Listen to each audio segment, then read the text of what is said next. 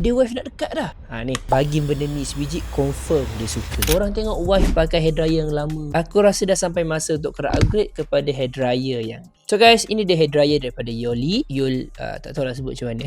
Dalam box korang bukan dapat hair dryer dia ni je. Korang dapat nozzle macam ni. Banyak. Yang paling penting, travel bag dia. Material baldu tau. Memang premium. So, apa yang buat dia lain daripada hair dryer yang lain? Pertama, dia punya tahap kelajuan. Walaupun hanya ada 2, yang pertama tu serius sangatlah kuat. Korang tengok ni.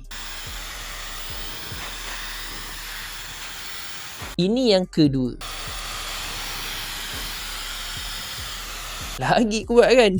Lepas tu dia punya suhu bukan setakat untuk sejuk and panas. Dia ada thermostatic control. Boleh tukar secara automatik daripada panas ke sejuk bergantung kepada keadaan. Ini supaya tak overheat dan tak rosakkan rambut korang. Yang best berat dia 350 gram je tau. Serius ringan. Tapi yang paling penting, ini hair dryer yang paling senyap yang aku pernah guna.